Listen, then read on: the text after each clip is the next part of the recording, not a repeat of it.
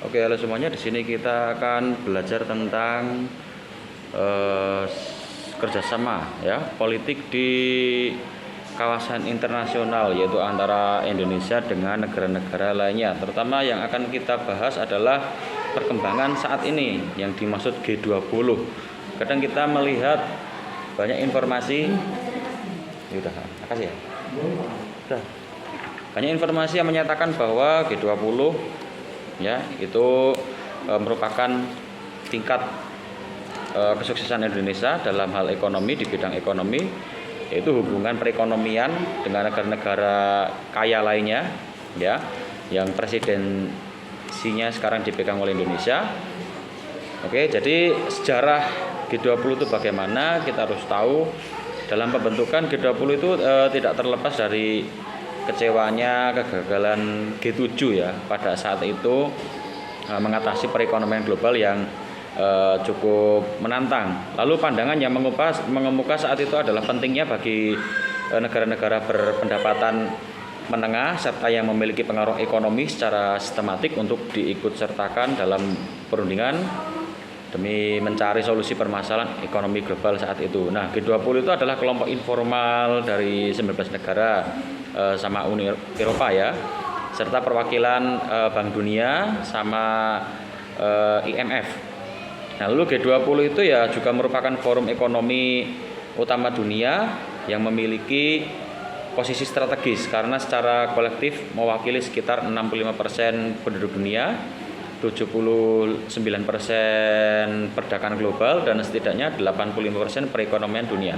Nah, pada tahun 1999 atas saran dari para menteri keuangan G7, yaitu ada Amerika Serikat, Inggris, Italia, Jepang, Jerman, Kanada, dan Prancis. Nah, para menteri keuangan dan gubernur bank sentral negara G20 itu mulai mengadakan pertemuan ya untuk membahas respon terhadap krisis keuangan global pada tahun 1997 hingga 1999. Nah, sejak saat itu pertemuan tingkat menteri keuangan dilaksanakan secara rutin pada musim gugur. Nah, lalu pada tanggal 14 sampai 15 November 2008, Presiden Amerika Serikat yang saat itu adalah George Washington Bush mengundang para pemimpin negara-negara G20 dalam KTT G20 pertama, yaitu untuk melakukan koordinasi respon global terhadap dampak krisis keuangan yang saat itu tengah terjadi di Amerika Serikat. Nah,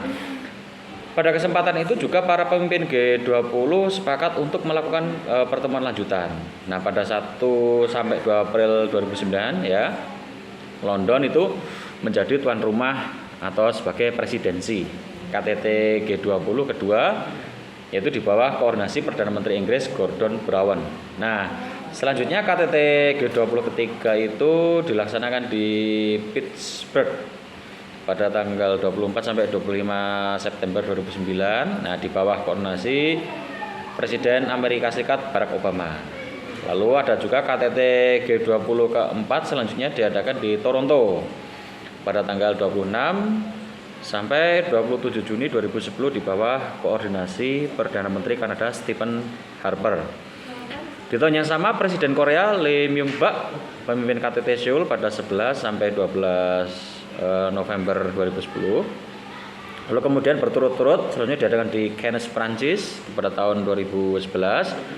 Lalu Los Cabos, Meksiko tahun 2012. Lalu Saint Petersburg, Rusia, Brisbane, Australia pada tahun 2014. Pada tahun 2015 ada di Turki, di Antalya.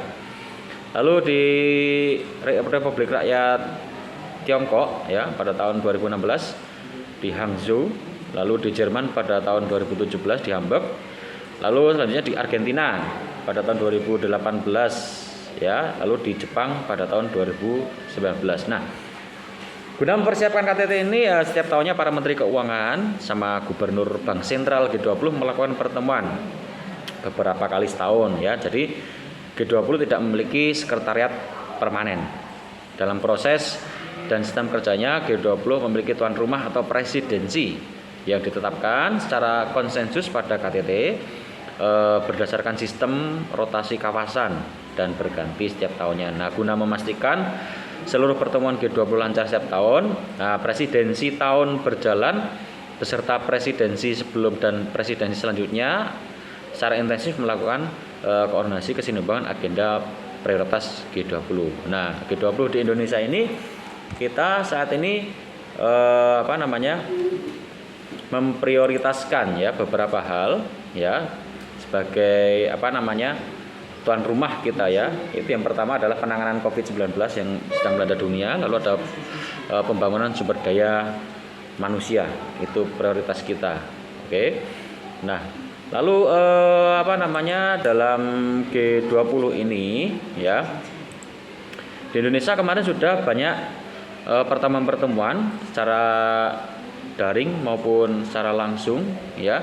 Tapi juga yang terakhir besok akan diselenggarakan di Bali ya. Oke. Nah, itu sejarah G20 Indonesia. Semuanya bisa merangkum, tahu situasi saat ini. Kenapa sih kemarin ada yang tanya G20 itu apa? Nah, anak-anak tanya. Nah, sekarang ya itulah G20 ya. Istilahnya negara-negara kaya yang akan menyelesaikan beberapa rencana keuangan ke depan, ekonomi masa depan sama ekonomi saat ini untuk upayanya mempertahankan dunia ini tidak krisis keuangan ya, supaya semuanya bisa berjalan dengan kenapa? Karena semua ini hal-hal yang berkaitan dengan beberapa bidang pasti berhubungan dengan keuangan negara, ekonomi suatu negara. Tidak hal lain adalah dalam hal bidang kita pendidikan itu selalu ada hubungannya dengan perekonomian, termasuk penggunaan sarana prasarana, fasilitas, kegiatan siswa maupun kegiatan sekolah semua berhubungan dengan keuangan. Jadi beberapa aspek yang ada di negara manapun selalu akan ada berhubungan dengan ekonomi. Nah, itu selamat belajar, sampai jumpa di lain waktu. Terima kasih semuanya.